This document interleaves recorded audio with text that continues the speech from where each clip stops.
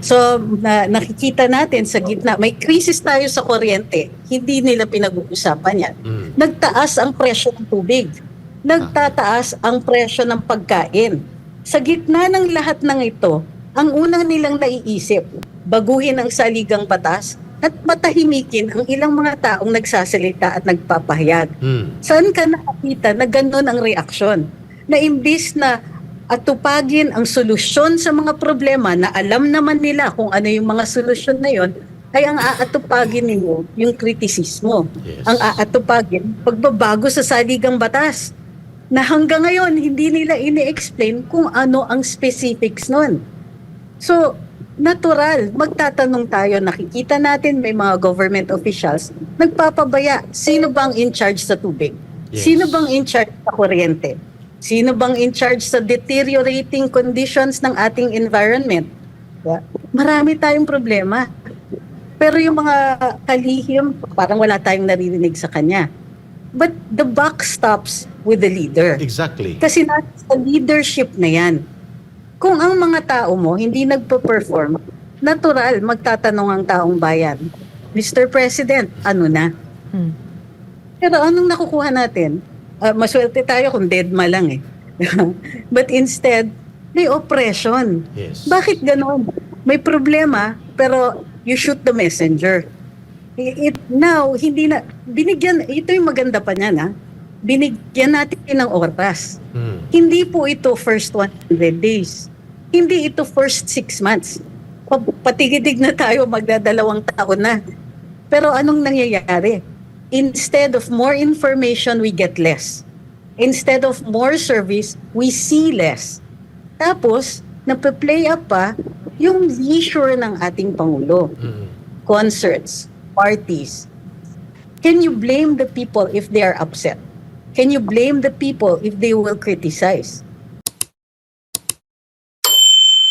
Nagagala kami na nakita ka namin sa isang interview that you were discussing yung punto ng number 1, there is really an effect na chilling, nakakatakot, nakakabahala dito sa nangyayari sa SMNI, sa mga program, sa mga independent digital media personalities like you, na ngayon ay isa ng social media digital personality.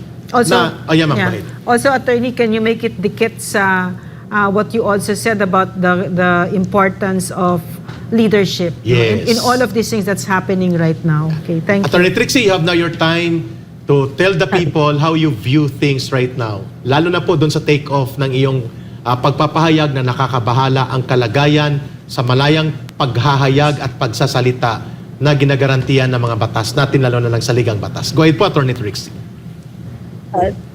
Sumampa ang ating Pangulo bilang leader ng ating bayan with a lot of good plans. Marami siyang na pag-aralan na tungkol dun sa mga problema ng bayan at nilahad niya ito dun sa kanyang SONA number 1. Nakikita natin dito na nirirespeto niya ang kalayaan magsalita at magbahayag. Pinuntiryan niya ang presyo ng pagkain, tubig, kuryente, at transportasyon. So ngayon, sa gitna ng maraming problema na nakikita natin, natural, i-expect ng isang leader na may mga aangal sa taong bayan. Ini-expect natin ang kritisismo. When things don't go well, kasalanan mo man o hindi, i-expect mo ang taong bayan ay magsasalita. Pero yung pagsasalita na yon, nakikita natin may opresyon na. Hindi na ito basta may napipikon, hindi ito simpleng bagay na may nagtatampo dun sa isang sinabi mo, natural yan, tao yan eh. Pero makikita natin may systematic oppression. Hindi na po ito basta-basta. Halimbawa, alam natin may mga networks dyan na ini-endanger ang prangkisa. May mga na-detain, may mga natanggal sa trabaho, gawa ng utos ng isang mataas na opisyales. Tapos, hindi lang yan ha, nagbabayad ang gobyerno or at the very least, hindi nila sinasalungat yung balita na may mga trolls na binabayaran ng gobyerno para atakihin ang ordinaryong mamamayan na nais lamang magsalita at magpahayag ng kanilang damdamin at saloobin. sa gitna ng mga krisis, may krisis tayo sa kuryente. Wala. Sorry. Okay, Atty Trixie, mukhang nagkaroon ng interruption po sa inyong huling mga sinabi. Yes po. Try natin again. Okay na po. Okay, go. Opo. Okay. So, nakikita natin sa gitna, may krisis tayo sa kuryente. Hindi nila pinag-uusapan yan. Nagtaas ang presyo ng tubig. Nagtataas ang presyo ng pagkain. Sa gitna ng lahat ng ito, ang unang nilang naiisip, baguhin ang saligang batas at matahimikin ang ilang mga taong nagsasalita at nagpapahayag. Saan ka nakakita na gano'n ang reaksyon?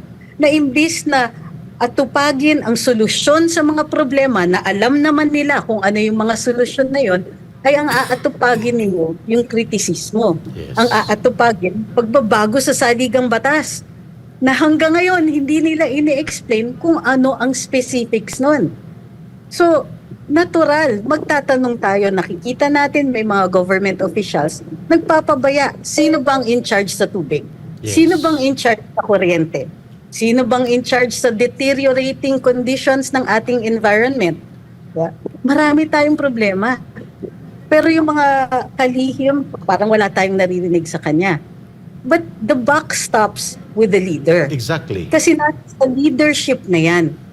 Kung ang mga tao mo hindi nagpo-perform, natural magtatanong ang taong bayan, Mr. President, ano na? Pero anong nakukuha natin? Maswerte tayo kung deadma lang eh. But instead, may oppression. Yes. Bakit ganon? May problema, pero you shoot the messenger. Now, hindi na, binigyan, ito yung maganda pa niyan ha, binigyan natin ng oras. Hindi po ito first 100 days. Hindi ito first 6 months. Patigidig na tayo, magdadalawang taon na. Pero anong nangyayari? Instead of more information, we get less. Instead of more service, we see less. Tapos, nape-play up pa yung leisure ng ating Pangulo. Concerts, parties. Can you blame the people if they are upset? Can you blame the people if they will criticize? But what are the reactions to blaming and criticism? Oppression. That's not how government works. Mayroon tayong guarantee ng free speech. Nakalagay sa saligang batas, no law shall be passed abridging the freedom of speech or of expression. Tama. Sinasabi dito, nililimitahan yung power ng gobyerno na limitahan ang ating kalayaan magsalita at magpahayag. Pero, imbis na respetuhin, imbis na i-uphold ang saligang batas pagdating sa ating kalayaang magsalita at magpahayag, nadidiminish pa. So what are we expected to do? Alam niyo ba na the right to free speech is a social valve? Nagre-release siya ng pressures. Siyempre, di ba, nagkakaroon ng Correct. social pressures, societal pressures. Poverty alone is one of the biggest pressures on society. So, binibigay ng saligang batas yung pagkakataon na maka-vent ang taong bayan. But instead of venting, you see threats. You see threats on removing franchises, removing hosts, trolls. You see accounts on social media getting taken down. And the worst part is, walang explanation. Yeah. Walang deadma. Yes, Attorney. Right, Ma'am Lorraine. Attorney Thank question. you, Attorney Trixie. Thank you. Attorney question. So, itong oppression that you're talking about right now, is this the first time that you're feeling it? Is this the first time that you're experiencing it? Oh, definitely. Kasi kahit noon, matagal na tayong nag-activista. I was really proud of the Duterte administration. But before that, I was a government critic. And in all my years before that, under Noynoy, under Gloria, I was always a very active critic. But not once was I threatened with the loss of my livelihood for saying something. Yes. At kinakausap nila ako, sasabihin, bakit mo sinabi to? Bakit ganito? May mga ganon. May papadala sa akin na government official at sasabihin, alam mo, hindi naman yan yung intention ng gobyerno. Pero there was movement on their part. They would somehow address the criticism. Pero they would never tell me na tatanggalin ka namin sa ganyan. Attorney, so under PRRD, no, when I worked with him, the very clear understanding of PRRD that press freedom and freedom of expression is of utmost importance. It is these are rights above all other rights, freedoms above all other freedoms, because it will redound to the good of the country, no? So my question to you, attorney, in other words, the former president had a very deep understanding of what democracy is, and he was an astute chief executive. No, he didn't care what others said, but what the press said. He just kept on keeping on, di ba? So maliwanag sa kanya, I'm here in government to serve the people, di ba? So at saka wala siyang tinatago, di ba? So ang tanong ko kasi dito, kasi itong nakikita ko ngayon, napaka-praning ng administrasyon na ito at napaka-sensitive, no? Napaka-sensitive na simpleng dissent ay parang hindi nila kaya. So, my question, does it mirror, what does it say? Does it say that the sitting president has no idea what it is like to be an executive? Is that what it means? That he has no idea what his job is? Is it a clear reading of what's going on right now? Ganito yun, Doc. Yeah. If he doesn't know, he ought to know. Yeah. It is his mandate. The Yes. Supreme Court has already said public officials cannot be onion skin. Cannot. Criticism is a vital part of democracy. Kaya nga demokrasya ito.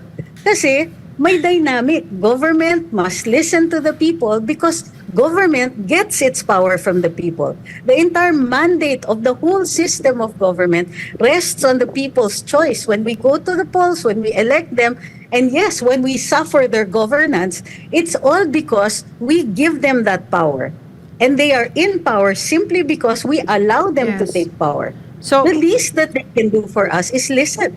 yes, attorney, so you are a student of history, yeah? You are a student of history, and I strive to be one as well. So what happens to an administration that turns a deaf ear on its people? Kasi mukhang ayaw nila ng batikos, mukhang bawal yon, no? Mukha bang may papayag dito? Wala namang papayag doon kasi demokrasya tayo, no? So what will happen to an administration where they do not listen to the people? Diba, we mentioned earlier on that the freedom of speech acts as a pressure valve. Without that pressure valve, Yes. if you oppress or you suppress the freedom of speech, pressures build up. And what happens at the end of that? But there is social unrest. We're lucky if it's just unrest. Yeah. But then eventually these things could zoom towards something else. And we know we are no strangers to changes in government. We've had in the past 40 years we've had two. And the beginnings of our government come from a revolution. A revolution also brought about by increasing societal pressures. So he should take a page from previous rulers, those who have turned a deaf ear, particularly to concerns about lifestyle. Correct. Diba? Yes, Hindi, yes. this is not something that we should treat frivolously. The removal of two presidents were due to what people would see as excesses in lifestyle. So maybe it would be a good idea for any leader to remember this. Yeah, correct. Klaro. Attorney Trixie, before pa ako magpapatuloy, ipapasa muna kita kay Brother Franco. Very good points that you raised. Political authority can only become strong if it is founded on moral ascendancy where people put trust and confidence. Yes, sa akin naman po, Atty Trixie, ay may katanungan tayo mula sa ating mga netizens. Isa lang dito po is mula kay Boy George. Ito po, ano na po ba ang direction ngayon ng communications team ng current administration ng bagong Pilipinas? Yes, Attorney Trixie, would you like to comment? Ano po ang kanilang direction? Kasi hindi marinig ang presidente, mabuti na nandun ka. You are regularly updating the nation, the public. Now, wala kaming nararamdaman ng taong bayan ng tamang direksyon o tamang paghahayag sa mga mahalagang usapin na nagkakagulo na sa politika at pati sa ating kalagayang pang-ekonomiya, Attorney Trixie. The unusual thing is, yung regular press briefings at saka yung the way we handled communications before was a policy set by this president. Na yung 2 to 3 times na press briefings pag disasters, within 2 hours the media must be informed and the people must be informed of what is going on. When there is an issue, within so many hours ina-address na dapat yan. Even if it is to say, we're looking into this, you must address it. Tell them that government is on the ball, we are doing something. It wasn't perfect, but at least we would be responsive. And it was the president himself who dictated that. The second policy was that government must speak with one voice. And so we would look to the leader, Mr. President, these are the issues coming that are at the forefront today. So which ones do we address immediately and which ones are still under investigation? Then he would point that out. So this was regular. We are not seeing that today. Wala yan ngayon. Yes, correct. Ang masakit niyan is merong this huge, this lavish, I'm sorry to use the word, I don't like adjectives, but there's no way to express this lavish launch of Bagong Pilipinas. Yeah, lavish which is talaga. diba, touted to be a branding campaign. Seriously, why does government need a branding campaign? Government is government. We are complete in the branding. We have the symbol. We have the national anthem. We have the flag. We have the seals of the various offices. Why do we need brands? Why do we need new logos?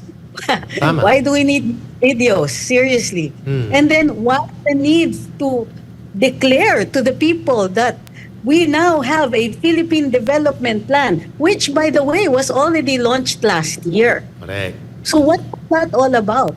Even in articulating his speech that they are now moving towards a new Philippines, he did not explain how we get from this point to the new Philippines. But he also did not explain why it took a year for the Philippine Development Plan to finally be a part Isang of taon. the government. Tama. It's not part of the plans. Remember that Bagong Pilipinas was launched after the budget had been passed. Which means whatever is in the Philippine Development Plan, once again, may not have made it completely into next year's budget, ay, Tama. into this year's budget. Klaro. Diba? Hindi na binigyan ng importansya yan. Binigyan nila ng launch. So anong sinasabi nito? Ito pa, ni-require nila government, mga kawani ng gobyerno na umattend. Pakasayang sa oras. Siyempre, babayaran mo yun. OT yan. Yeah. Hindi naman yan yung regular hours ng ating mga kawani. Attorney Tapos Trixie, may excuse me kasi ginawang mandatory. But we have to ask you, Attorney Trixie, no? Maliban dun sa magandang pagpupuna mo sa rebranding na very unnecessary, lavishly, scandalously unnecessary, pinunduhan ng pondo ng kaban ng bayan, may gusto kaming i-direktang tanong po sa inyo, Attorney Trixie, sapagkat una po, bago kayo makilala, bilang isang social media personality and social media influencer, kayo po ay abogado by profession and by training. Attorney Trixie, Yes. very obvious na ang NTC or National Telecommunications Commission, ang MTRCB, ay gumawa ng mga lagpas sa kanilang kapangyarihan at mandato na mga akto equivalent to direct and scandalous oppressive acts of abuse of power. And yet, these are agencies of government which are under the office of the President. Attorney Trixie, ang tinutumbok natin dito, ang independent suspension, ang questionable na paulit-ulit na pag-suspend, pagpuna, na ang pressure point na kanilang binabanggit ay nanggagaling sa House of Representatives. Hindi po man lamang nagpahayag ang Pangulo ng Bansa or even ang kanyang mga cabinet secretaries to clarify if this is also the policy of the President involving the two agencies under his office, MTRCB and NTC. Bilang abogado at mamamahayag, your reaction to those scandalous abuse and overreach of power ng mga ahensyang ito, Attorney Trixie. Number one was, one of the guarantees din ng ating saligang batas ay yung karapatan natin to due process. Ibig sabihin, di ba, no person may be deprived of life, liberty, or property without due process of law. Correct. And a franchise is property. Yes. So, once na-grant yan, bago yan tanggalin, kailangan may proseso. At sinasabi ng saligang batas, due process. Meaning, it is owed to us. It is owed because there's a guarantee sa saligang batas at nakadefine pa rin sa batas kung ano yung mga proseso na yon. Tama. Isa dun sa mga requirements ng due process is a fair and impartial judge.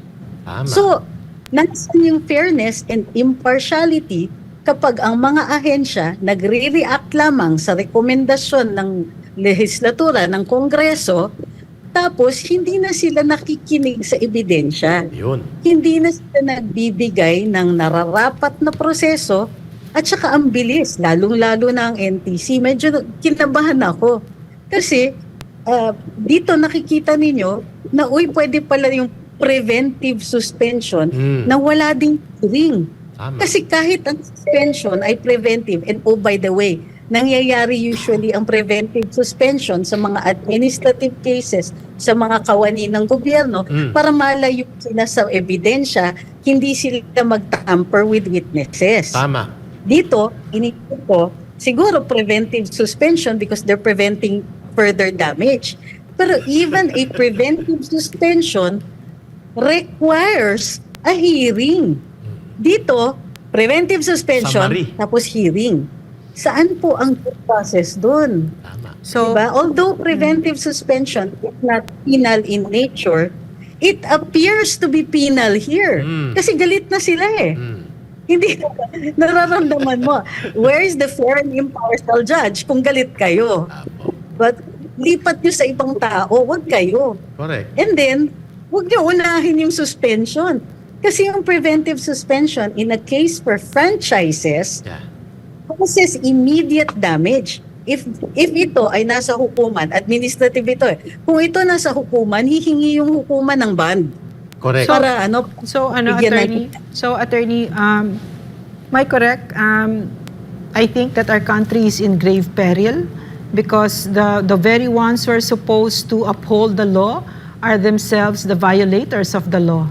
In other words, That's itong ginagawa ngayon, yung paglabag ng batas natin ay with impunity, garapalan. Am I correct? Yes, at the very least, they are the people we look to Yes. to regulate the industry, di ba? Yes. We are the people, we look to them to be fair, to be impartial. Kapag nawala yung impartiality na yon, who do we trust? Wala na. Who will the people go to? Yeah. Sila nga yung inatasan yan dahil sila yung dapat Attorney, Tama. Yeah, attorney, may I please read, may I just please read the letter of the PMAers, the one that they wrote in Noong defense December? of me and Eric, Yeah, why last we were, and then I'd like you to comment on this. Okay, sabi nila, the sacrosanct rights are under attack. We sound the alarm that the freedoms of speech and press, the very lifeblood of our democracy, are under siege. When protectors of truth are persecuted for invoking their legal rights, it is a clarion call for all defenders of liberty to stand in opposition. And it is unwavering support for press freedom.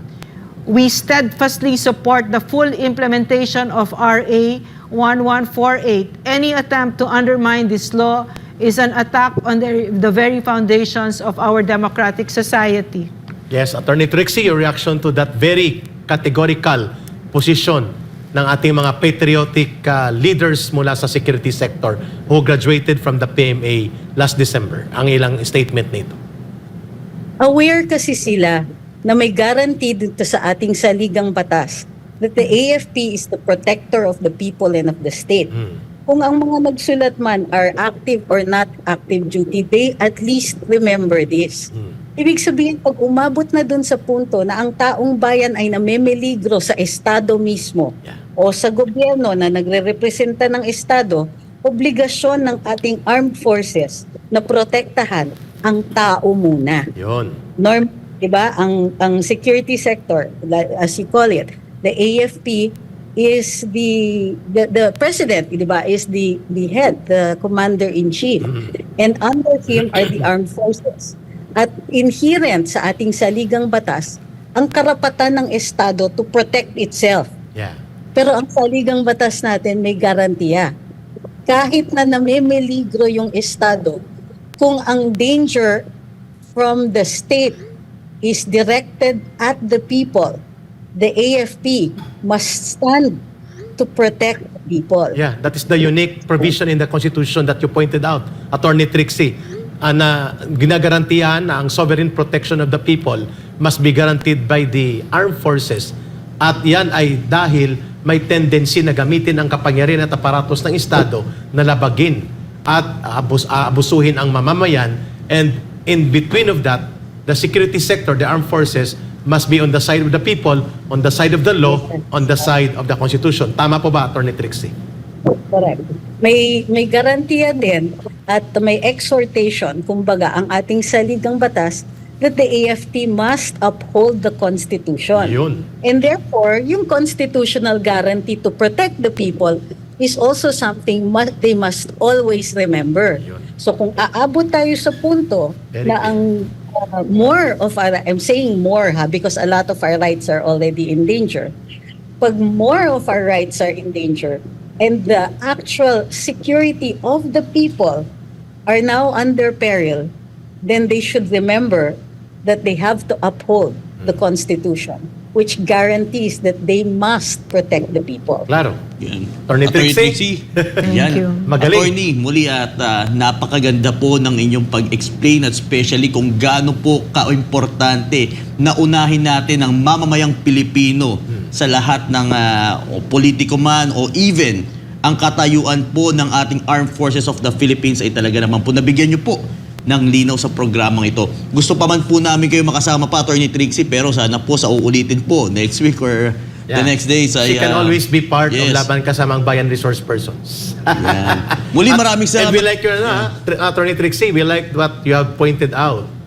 Ang malayang pamamahayag at ang malayang media sa isang lipunan ay may katungkulan hindi lamang to check the state apparatus and power na hindi mag-abuso kung hindi ito din ay social pressure valve that will prevent people na mag-alsa dahil mayroon silang pamamaraan na maghayag ng saloobin to petition the government. Na siya ngayon ang nangyayari unti-unti sa kasalukuyang gobyerno na parang hindi natututo sa kasaysayan. Rightly pointed out by you, Atty. Trixie. Maraming salamat. Attorney Trixie, before you go, I just want to tell a story to all of you and I hope you listen. No? When we were detained illegally, I was keeping a strong front, no? And my lawyer then, Attorney Cherry, was there. And when my family had already left, no, I wept dito sa lawyer ko. I said, ganito pala yung pakiramdam ng oppression. Yeah. Ganito pala yun, no? And then, but I was trying to keep myself strong. And I said, but I know naman it's nothing, attorney, kasi compared to your other clients, no, talagang napreso, talagang ganyan, this is nothing. And then she said, no, any oppression, it diminishes all of us. That's why we should all fight against it. And my children are grown and they're very brave people. No, my children, my family, I'm very proud of them. But still, I saw how hurt they were, and I learned that when a mother is imprisoned, her children and her husband and all her loved ones are with her in prison. Yeah. And that kind of oppression, I will never forgive the Marcos administration. That is as simple Yes. as I will clearly state that. This is on Ferdinand Marcos Jr. Atty. Trixie, There, that's my son. thank you for Yeah. adding your voice Yes, to the thank you, real attorney. voice of the people. Thank you, attorney. Thank you, Atty. Trixie. You will always be part of our journey for true freedom and democracy to thrive in our beloved Philippines. Thank you, Atty. Trixie, for having you today. Yes, maraming salamat po, Atty. Trixie, at mabuhay po kayo.